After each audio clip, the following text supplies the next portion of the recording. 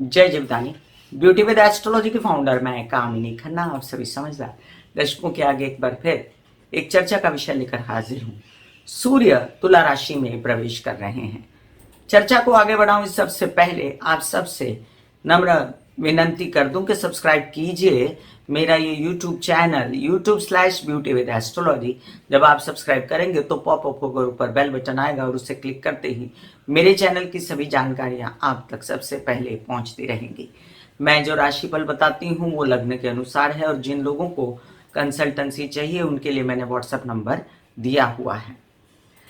चलिए हम जानते हैं कि सूर्य जो है वो शुक्र को शत्रु मानते हैं। हमें मालूम है, ये हम कई बार कह चुके हैं और जिन लोगों को मालूम नहीं उनको ज्ञात हो कि सूर्य शुक्र को शत्रु मानते हैं, शुक्र सूर्य को शत्रु मानते हैं और शुक्र तुला राशि के स्वामी है और सूर्य वहां पर जाएंगे। अब सूर्य एक तेजोपुंज, एक प्रकाश का गोला, एक आत्मज्ञान का गोला, आत्मा का स्वामी सूर्य जो जैसे ही प्रकाशमान होता है ब्रह्मांड में वैसे ही सारे तारे ग्रह विलुप्त हो जाते हैं और सिर्फ सूर्य ही सूर्य दिखाई देता है। वो सूर्य जो छा जाता है ग्रहों पे, वो सूर्य जिसके आले दिवाले सारे ग्रह घूमते रहते हैं, वो सूर्य जो हर इंसान की आत्मा में प्रवेश कर चुका है, उसकी आत्मा का कारक है, उसके पिता का कारक है, हड्डियों का कारक है, दांतों का कारक है, नेत्रों का कारक है। इसके साथ न जाने कितने जीवन में आयाम है, जैसे नौकरी है, ओहदा है, स्वाभिमान है, अभिमान है,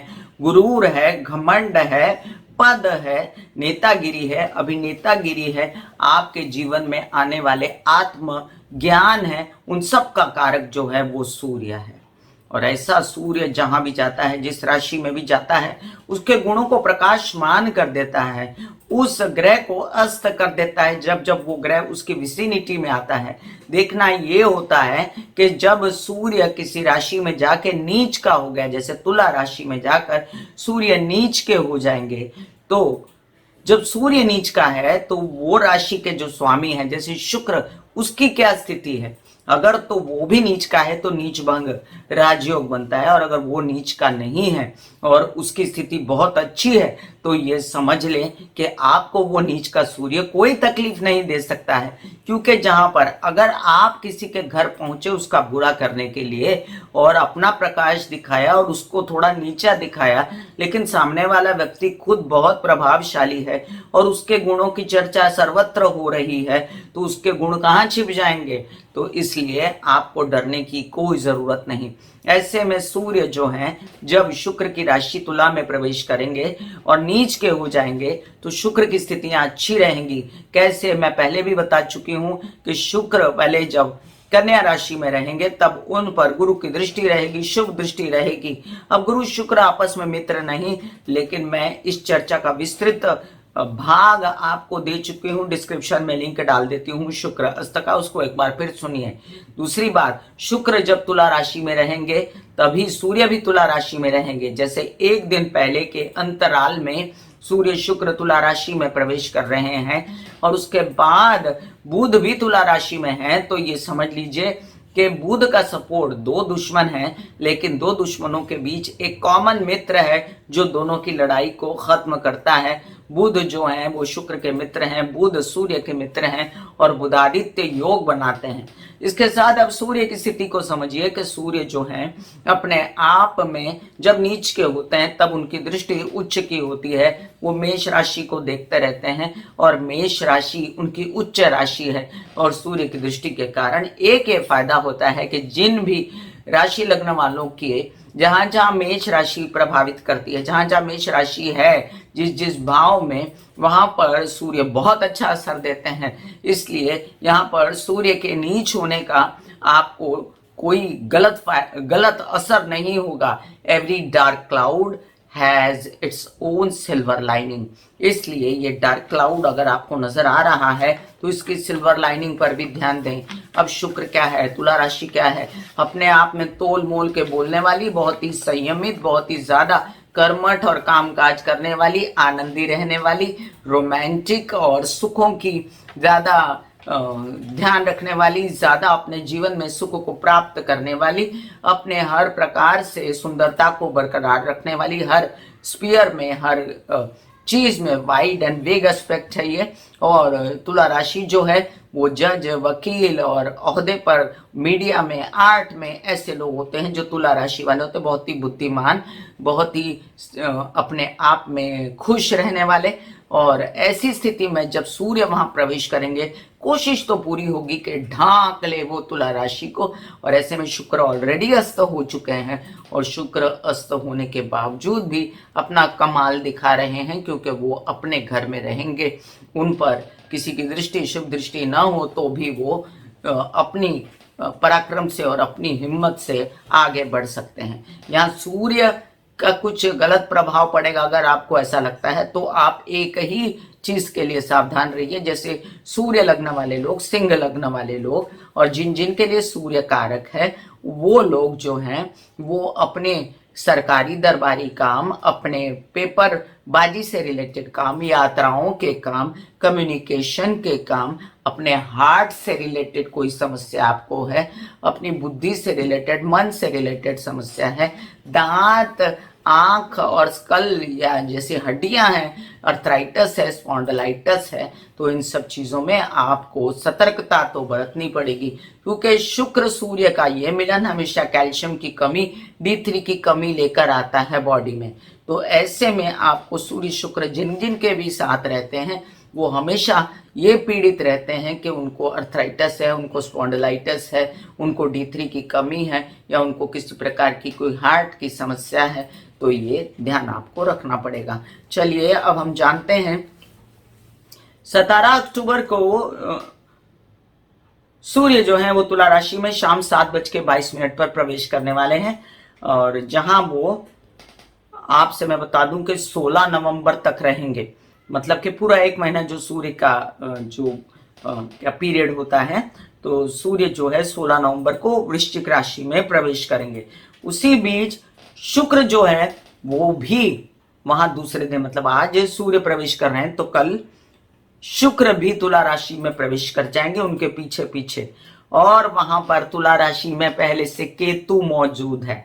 अब केतु जो है, कहते हैं केतु कुजवत प्रभाव डालता है। कुज मतलब मंगल, केतु हमेशा मंगल का साथ चलता है, लेकिन केतु में गुरु के भी गुणधर्म होते हैं, बहुत ही सात्विक होता है, बहुत ही प्रभावशाली ग्रह है और जीवन को बदल देने वाला ग्रह है, आधी अधूरी चीजों को करने वाला ग्रह है, सात्विक कार्यों को करने वाला ग्रह है, बहुत ही ज्यादा फर्म और निर्णय लेने वाला ग्रह है, और वो शुक्र का आंशिक रूप से मित्र है। यहाँ पर शुक्र केतु के साथ रहेंगे और सूर्य के साथ केतु की नहीं पड़ती। हालांकि ये विरोधाभास है कि अगर केतु कुजवत है, केतु मंगल की तरह है, तो सूर्य की क्यों नहीं पड़ती? सूर्य का तो मंगल परम मित्र है। तो कहा यह जाता है कि राहु केतु ग्रसते हैं सूर्य को, लेकिन मेरी एस्ट्रोलॉजी के हिसाब से केतु सूर्य को नहीं ग्रसते। और यहाँ पर थोड़ी आंशिक अगर थोड़ी खबरदारी लेनी पड़े सूर्य लग्न वालों को तो वो तो ठीक है, लेकिन केतु जो है यहाँ पर सूर्य के दुश्मन है, ऐसी मान्यता अगर माने तो ये लाइन अंडरलाइन करनी पड़ेगी कि कुजवत केतु। इसलिए आगे बढ़ते हैं चर्चा में। 27 अक्टूबर को बुध भी तुला राशि में प्रवेश कर जाएंगे और चतुर्ग्रही योग बनाएंगे। पहले त्रिग्रही योग था सूर्य, शुक्र और केतु का, उसमें बुध तुला में प्रवेश करेंगे तो चतुर्ग्रही योग बनाएंगे। और फिर इसके बाद इसके साथ बीच में 25 और 26 अक्टूबर को पंचग्रही योग बनेगा। चंद्रमा भी वहां आएंगे चंद्र बल देने के लिए इस राशि को, उन ग्रहों को। आगे समझ लीजिए कि ये नक्षत्र क्या है। तो नक्षत्र 17 अक्टूबर में चित्रा में मंगल के नक्षत्र में रहते हुए सूर्य तुला राशि में प्रवेश करने वाले हैं, और 24 अक्टूबर को सूर्य की शक्तियां क्षीण होने वाली हैं थोड़ी बहुत। वैसे तो सूर्य कभी बुझते नहीं, ना बुझेंगे, लेकिन सूर्य स्वाति नक्षत्र में प्रवेश करने वाले हैं, राहु के नक्षत्र में प्रवेश करने वाले हैं, जहां पर वो 6 नवंबर तक रहेंगे और उसके बाद वो विशाखा नक्षत्र में जाएंगे। तो ये जो पीरियड है 10 दिन का, 24 अक्टूबर से लेकर 6 नवंबर, सिंह राशि वालों को और जिन जिन लोगों के लिए कारक है सूर्य, उनको सावधान रहना चाहिए अपनी यात्राओं में। अपने दिल के मरीज हैं तो सूर्य के गायत्री मंत्र कर सकते हैं। मैं डिस्क्रिप्शन में गायत्री का मंत्र डाल देती हूँ आप लोगों के लिए, क्योंकि मेरा कामिनी खन्ना म्यूजिक एक चैनल है और उसमें 150 से ज़्यादा वीडियोस हैं, मेरे गाए हुए मंत्र जाप हैं, धार्मिक प्रतिकृतियां हैं और बहुत सारा अन्य वीडियोस भी आपके लिए लेके आई हूं। तो मैं समय समय पर आपको महामृत्युंजय जैसे जाप और कई अन्य जाप देती रहती हूँ। अब जिन लोगों के लिए शुक्र जो है वो प्रबल हैं और शुक्र जो है कारक हैं, वो शुक्र के उपाय करते रहे सूर्य के नीच के होने के बाद आपको। लेकिन यहाँ पर एक मिली जुली सरकार है। चलिए अब हम आपको सूर्य के भी उपाय डिस्क्रिप्शन में दे देंगे, आपको शुक्र के उपाय भी डिस्क्रिप्शन में लिंक दे देंगे, और यहाँ पर बुध के उपाय करने की कोई जरूरत नहीं। हालांकि बुध केतु के साथ अनकंफर्टेबल रहते हैं, फिर भी वो किसी मित्र के घर में है, इसलिए इस विषय को हम ज्यादा चर्चा में तूल में बाद में लेके आएंगे जब बुध के तुला राशि में प्रवेश की चर्चा होगी। सूर्य का तुला राशि में प्रवेश, यहाँ पर एक विशेष ये भी बात है कि ये जो चतुर्ग्रही योग बन रहा है, ये जो पंचग्रही योग बनेगा, इन सब पर शनि की नजर है। शनि जो है दशम दृष्टि से देखेंगे सूर्य को, शुक्र को, बुध को, केतु को, और चंद्रमा आएंगे तब उनको भी। तो सावधान ये रहना है कि आप कुछ गलत तो नहीं कर रहे, आप कुछ क्योस में डिसीजन तो नहीं ले रहे, क्योंकि शनि देख रहे हैं, इसलिए आप विचलित मत तो होइएगा। हनुमान जी की आराधना करना आपके लिए अच्छा रहेगा सभी लोगों के लिए। और दूसरी बात कि आप सब सूर्य की रोशनी में बैठ सकते हैं। चलिए अब शुरू करते हैं मेष से लेके मीन राशि पर प्रभाव। चलिए बात करते हैं मेष राशि की। मेष राशि के लिए इन दिनों जो है ये चतुर्ग्रही योग जो है या ये त्रिग्रही योग जो है ये बनेगा सप्तम भाव में। एक केओस है मैरिड लाइफ में। अगर मैरिड नहीं है और वर वधू का चयन करना है, थोड़े ही दिनों में शादी नहीं हुई है, तो केओस है। किससे शादी करें, ये भी हैं वो भी हैं, ना करें करें, बहुत सारी समस्याएं हैं आपके मन में। और अगर आप चाहते हैं कि आपका फायदा हो और आपके सही डिसीजंस हो, तो आपको करने चाहिए शुक्र के उपाय। और शुक्र के उपाय करके आप अपने जीवन में जीवन साथी को ला सकते हैं। आप ओम महालक्ष्मी नमः के जाप कर सकते हैं। अगर आपके व्यवसाय से रिलेटेड कोई बंदा है, पार्टनर है, तो उनके साथ भी आप कंफ्यूज हैं, इसलिए आपको उनकी सुनने की ज़रूरत है, ना कि अपनी तूती बजाने की ज़रूरत है।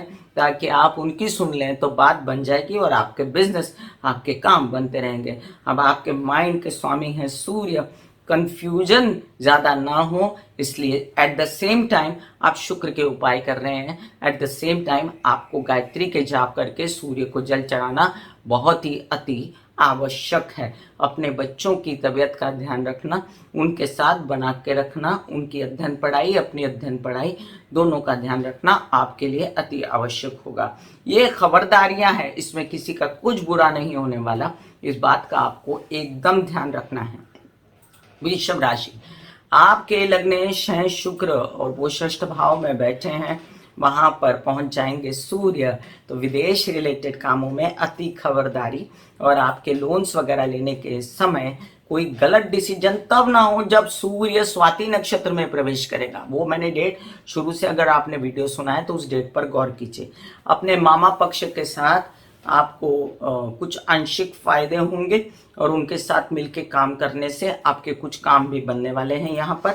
और आपके अपने भी स्वास्थ्य से रिलेटेड जो आपको बहुत परेशानियां लग रही थी, वो परेशानियां अब कम होंगी। लेकिन अपनी माँ की तबीयत का ध्यान रखना, अपने घर परिवार के सुख सुविधा का ध्यान रखना, वाहन आस्ते चलाना, और अपनी तबीयत को ठीक रखने के लिए आप करें नित्य प्रति गणेश जी की या कृष्ण की आराधना, जिससे आपके जीवन में जो है सुख शांति है। वैसे ये टाइम पीरियड की आराधना बताई है मैंने, बाद में हमेशा के लिए आपको ओम महालक्ष्मी नमः के जाप, दुर्गा सप्तशती के पाठ करने चाहिए। मिथुन राशि, आपके लिए सूर्य की स्थिति मतलब यात्रा की स्थिति, पराक्रम की स्थिति, उत्साह की स्थिति, थोड़ा बहुत आप इन बातों से थोड़ा सा चिड़चिड़ापन या आपको ऐसा लगे कि कुछ भी प्रॉब्लम समस्या आपको आ रही है, तो आप दुर्गा सप्तशती के पाठ कर सकते हैं और शुक्र को बल दीजिए, यहाँ पर सूर्य को कम बल दीजिए। मतलब ये सभी राशि वालों के लिए एक गणित नहीं है, आपको जो है शुक्र को बल देना है, क्योंकि आपके माइंड को उजागर रखना आपके लिए बहुत जरूरी है। शुक्र वहां है, कुछ बिगड़ने नहीं देंगे, और शुक्र खाली आपके प्रेम संबंधों में कोई बाधा ना आए, स्पेस बना के रखिए, धैर्य से काम लें, और आपके मित्र गणों के साथ भी आप किसी तरह का गलत वार्तालाप ना करें। अभी नया बिजनेस शुरू करने के लिए थोड़ा सा वेट करें, और अध्ययन पढ़ाई थोड़ा सा पुश करें, जोर लगाएं कि अच्छे मार्क्स मिले, और माता लक्ष्मी की आराधना करते रहें, सभी मंगल होगा। कर्क राशि, आपके लिए आपके आते धन की व्यवस्था आपको सुचारू रूप से करनी है। आप ये भी ध्यान रखें कि आपके माता पक्ष से आपको सहयोग निरंतर है, लेकिन वो सहयोग देते हुए अगर थोड़ी सी उनकी तबीयत खराब है तो उस पर भी आपको ध्यान रखना है। आपके कुछ ऐसे काम जो अटक गए थे प्रॉपर्टी से रिलेटेड वगैरह, तो माता पक्ष से खूब बन जाएंगे, उनसे खूब प्यार भी मिलेगा।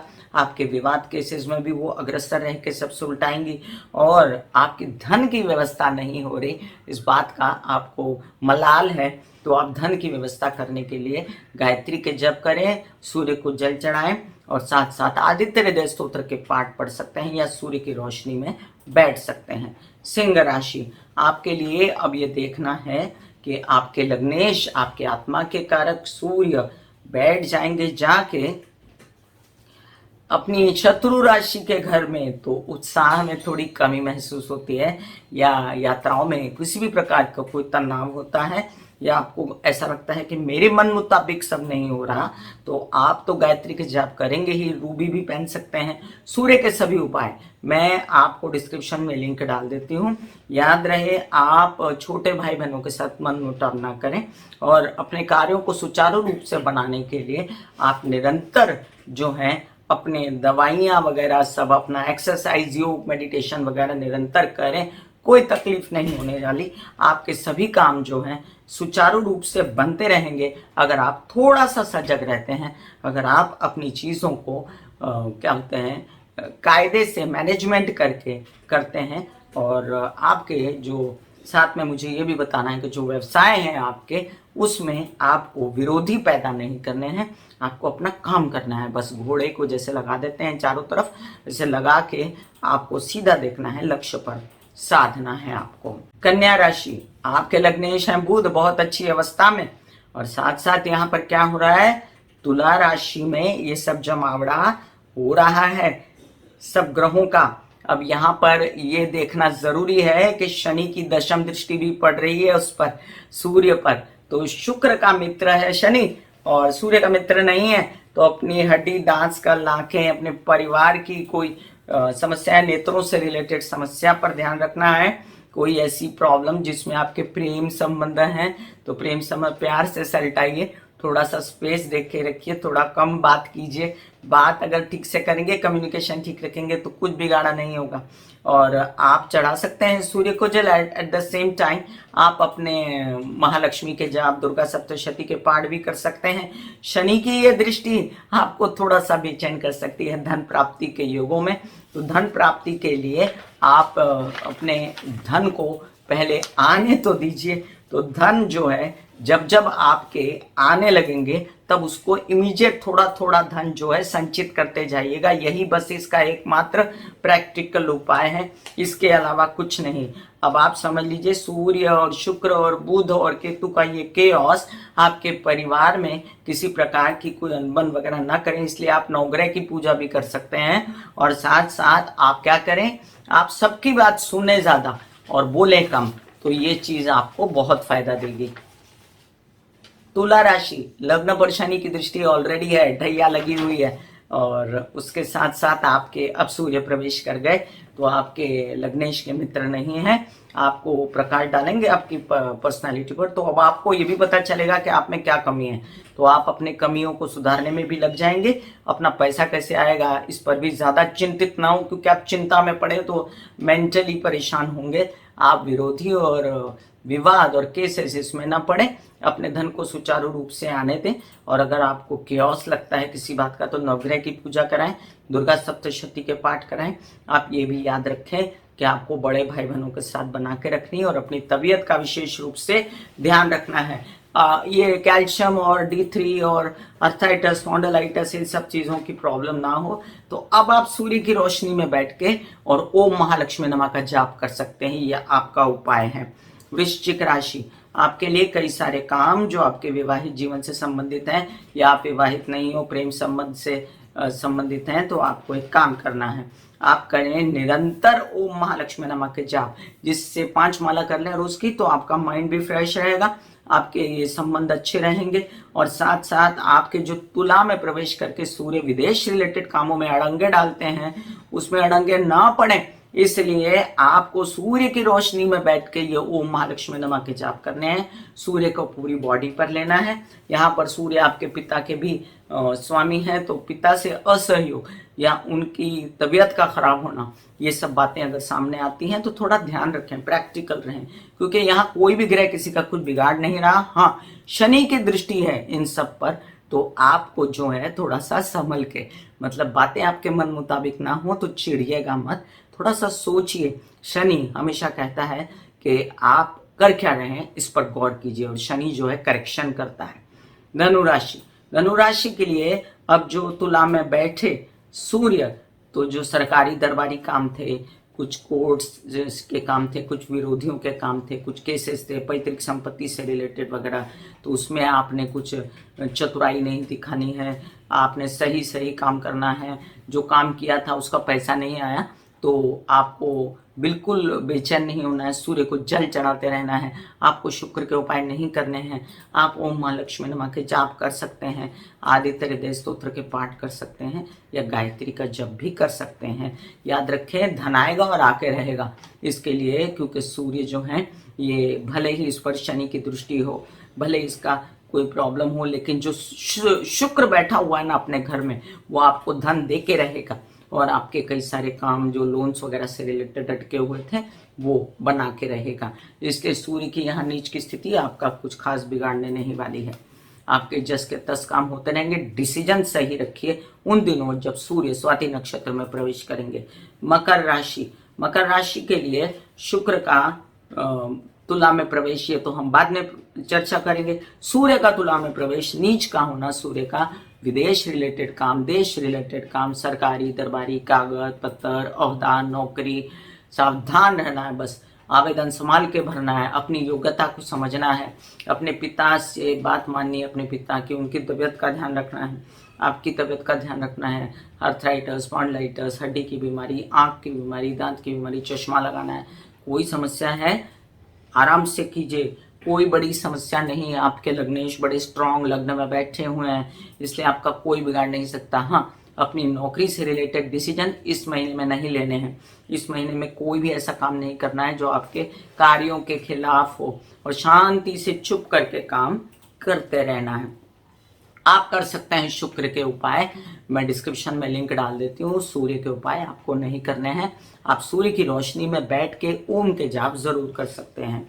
कुंभ राशि, आपके लिए सप्तम भाव का स्वामी जाके भाग्य में बैठेगा, बुरी बात नहीं है। आपके लिए आपके विवाहित जीवन के साथी से आपको डोमिनेशन फील होती है, बेचैनी होती है कि वो आपके काम में अड़ंगा डाल रहे हैं, ऐसी बिल्कुल बात नहीं है। वो आपको सपोर्ट कर रहे हैं, वो आपके साथ हैं, वो आपके काम बनाते हैं। आपको सिर्फ और सिर्फ जो है माँ भगवती की और साथ में राधा कृष्ण की आराधना करने की ज़रूरत है। इससे आपके उजागर हो जाएंगे सब बिजनेस और ऑफर्स भी। वैसे भी शुक्र का प्रवेश है ही, तो आप इस बात की बिल्कुल चिंता ना करें। हाँ, अपने जो विवाहित जीवन के साथी और व्यवसायिक जीवन के साथी हैं उनके साथ मनमुटाव ना करें, उनकी माने, उनकी बात भी मानते रहें, और वो जो कमियां आपकी निकाल रहे हैं उस कमियों पर ध्यान दें, क्योंकि वो सही कमियां निकाल रहे हैं आपकी। आपके बिजनेस पर कोई गलत आंच ना आए, इसका ध्यान आपको सूर्य के स्वाति नक्षत्र में रहते हुए लेना है डिसीजन। मीन राशि, कई सारे काम जो आपके लोन्स वगैरह से रिलेटेड थे, मामा पक्ष के साथ अटके हुए थे, उस पर ध्यान दीजिए। तबियत पर ध्यान दीजिए, हार्ट पर ध्यान दीजिए। कोई काम आपके आत्मा को दुख देता है, शनि की दृष्टि सूर्य पर, कोई आपको पैसे के लिए टेंशन होती है, ऐसे में ज्यादा दिल पर न लेते हुए चुपचाप गायत्री के जाप करना, सूर्य को जल चढ़ाना, आदित्य हृदय स्तोत्र के पाठ करना, या टहलने के लिए जाना सूर्य की रोशनी में, समुद्र पर, नदियों पर टहलने के लिए जाना, शिव जी की आराधना करना आपके लिए अति उत्तम रहेगा। आप गाय को गेहूं भी खिला सकते हैं रविवार के दिन, और आप जो है शिव जी पर जल चढ़ा के, काले तिल डाल के जल चढ़ाएं, शिव जी की आराधना, शिव जी के जाप करते रहें, तो आपके जीवन में कोई बाधा नहीं रहने वाली। एक चीज मुझे यहाँ बोलनी है, तबीयत संभालें। कोई प्रजनन अंगों से रिलेटेड कोई ऐसी चीज जैसे ओवरी स्त्रियों में, या यूट्रस, या महावारी, और पुरुषों में प्रजनन अंग, प्रोस्टेट, इन सब से रिलेटेड कोई समस्या है तो कृपया अपनी तबीयत का ध्यान रखें। व्यवसाय के डिसीजन अभी लेने की समय नहीं है। हाँ, विदेश रिलेटेड व्यवसायों में भी आपको सावधान होकर चलना है। बुरा यहाँ पर कुछ नहीं हो रहा, शनि लाभ में बैठा है, वो भी मार्गी होने जा रहा है, और इन दिनों जो स्थिति है शुक्र की वो भी अच्छी है, इसलिए कुछ बुरा यहाँ पर नहीं होगा, आश्वस्त रहिए। मैं कामिनी खन्ना बता रही थी मेष से लेकर मीन राशि पर होने वाला सूर्य के नीच के होने के बाद का प्रभाव। फिर मिलूंगी इसी तरह कोई अन्य चर्चा लेकर, फिर आपसे शुक्र तुला में आने के बाद क्या होगा इसकी भी चर्चा करनी है, इसलिए आज्ञा दीजिए। धन्यवाद और नमस्कार। God bless you, take care and good bye.